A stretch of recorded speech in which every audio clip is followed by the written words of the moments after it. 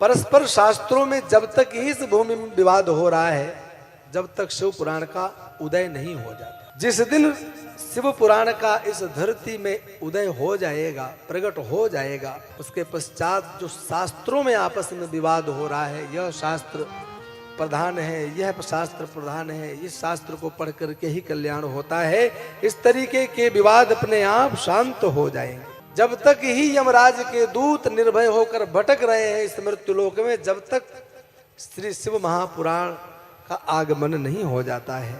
जिस दिन धराधाम में यह श्री शिव महापुराण की कथा होने लग जाएगी, उस दिन से यमदूत भी थर थर कांपेंगे, वह भी धरती में आने से डरेंगे। इस श्री शिव महापुराण की महिमा का कीर्तन मैं कर नहीं सकता हूं। कितना श्रेष्ठ यह पुराण है, जिसमें भगवान शिव के चरित्रों का आख्यान भरा हुआ है।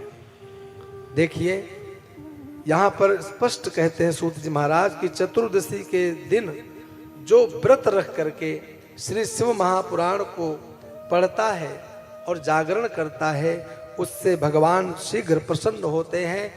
जो पुण्य सूर्य ग्रहण पड़ने पर कुरुक्षेत्र में गंगा स्नान से प्राप्त होता है, वह चतुर्दशी में जागरण करते हुए शिव पुराण के पढ़ने मात्र से प्राप्त हो जाता है। फिर कहते हैं कि श्री शिव महापुराण का इतना बड़ा महात्म्य है कि गले में रुद्राक्ष पड़ा हो, मस्तक पर भस्म लगी हुई हो, हाथ में शिव महापुराण हो और किसी भी बिल्व वृक्ष के पास में जाकर के उसका पठन पाठन किया जाए, बिल्व वृक्ष की परिक्रमा किया जाए, वह कैलाश पर की परिक्रमा मानी जाती है और भगवान शिव को परम संतुष्ट करने वाली होती। किसी ने कहा कि महाराज श्राद्ध पक्ष में हम लोग पुराण का अध्ययन करें कि ना करें, तो यहाँ स्पष्ट लिखा है कि श्राद्ध पक्ष में श्री शिव महापुराण को जो पढ़ता है अथवा नित्य पाठ करता है, उसके पूर्वज जितने भी पूर्वज हैं जो आज मुक्त नहीं हुए हैं, उसके पढ़ने मात्र से सब ब्रह्मत्व की प्राप्ति करते हैं, शिवलोक की प्राप्ति करते हैं। यह वह शिव पुराण है जिसको प्रणाम, श्रवण, पठन पाठन सर्वविध कल्याण ही करता है। इसलिए श्री शिव महापुराण को छोड़ करके अन्य किसी का आश्रय नहीं लेना चाहिए।